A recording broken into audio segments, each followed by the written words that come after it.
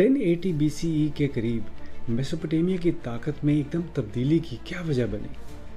क्या ये नए लोगों की आमद थी या फिर एक टूटी हुई एम्पायर का निशान?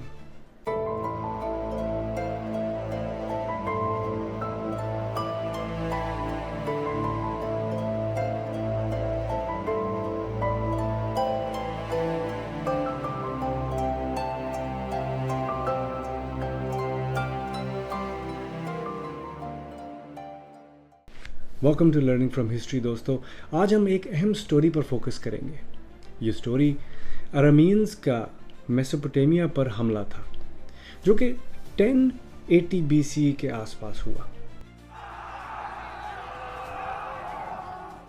लेकिन दोस्तों, ये कैसे मुमकिन हुआ कि डेजर्ट में रहने वाले ये अरामीन नोमैडिक कबीले अपर मेसोपोटामिया में हिजरत करके आते हैं और इस रीजन पर कब्जा कर लेते हैं? 11th सेंचुरी BCE तक मेसोपोटामिया पहले ही अंदरूनी इख्तलाफात का शिकार था। असीरियन और बेबीलोनियन एम्पायर्स, जो कभी काफ़ी ताकतवर हुआ करती थी, अब बहुत कमज़ोर पड़ चुकी थी। असीरियंस, जो कि नॉर्दर्न मेसोपोटामिया पर हुकूमत कर रहे थे, अब सियासी इंस्टेबिलिटी का शिकार थे, जबकि बेबीलोनियंस भी अपनी सेंट्रल लीडरशिप से महरूम हो गए थे। ये सब कुछ एक पावर वैक्यूम क्रिएट कर रहा था, जिसे अरामीयंस ने अपने फ़ायदे के लिए यूज़ किया। अरामीयंस, जो कि मेसोपोटामिया के वेस्ट से आने वाले लोग थे, ये लोग पहले धीरे धीरे माइग्रेट करके 11th सेंचुरी के एंड तक छोटे छोटे शहरों में अपनी जगह बनाने में कामयाब हुए, जैसे अलेपो और नॉर्दर्न बेबीलोनिया। ये लोग अपनी ज़िंदगी का गुजारा करते हुए छोटे छोटे किंगडम्स और सिटी स्टेट्स बनाने में कामयाब हो गए। लेकिन इस हिजरत और इन स्टेट्स का बनाने का क्या असर हुआ?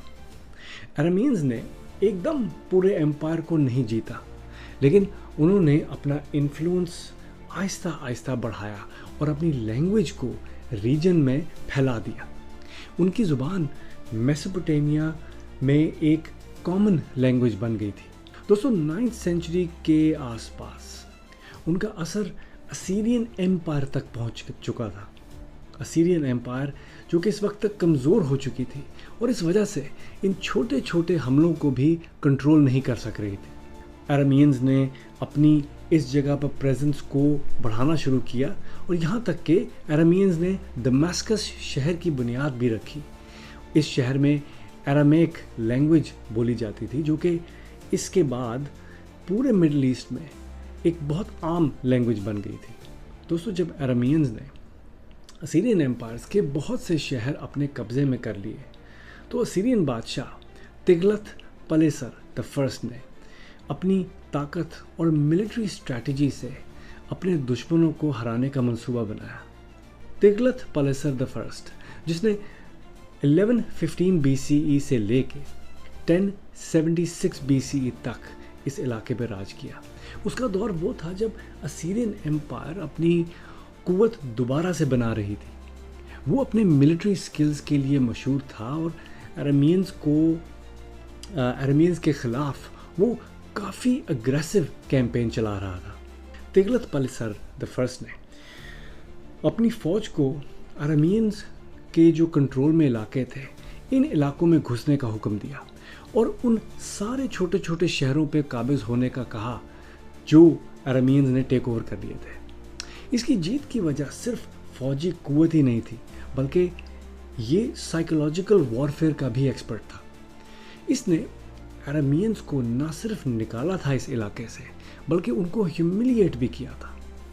दोस्तों, तिग्लत-पिलेसर द फर्स्ट ने जंगों का जिक्र अपनी स्टोरीज़ में, जो हर किंग अपने जाने के बाद या अपनी शान में जो स्टोरीज लिखता है, उसमें इसने इस कॉन्क्वेस्ट का जिक्र बहुत ज़्यादा किया है और यहाँ तक कि ये भी जिक्र किया कि ये प्रिजनर्स जो लेता था उनको सैक्रिफाइस किया करते थे गॉड्स को खुश करने के लिए। जब तिग्लत-पिलेसर की वफ़ात हुई, जो कि 1076 BCE में हुई, असीरिया अपनी ताकत दोबारा से हासिल कर रहा था, लेकिन अरामीन थ्रेट पूरी तरह से ख़त्म नहीं हुआ था। तिगलक के मरने के बाद आने वाले जितने बादशाह थे उन्हें बहुत से चैलेंजेस का सामना करना पड़ा।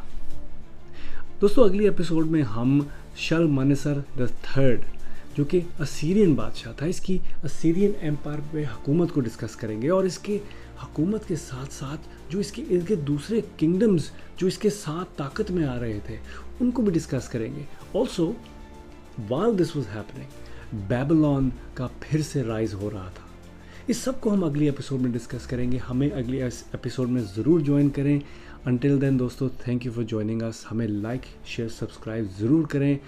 आपकी support means a lot. Thank you.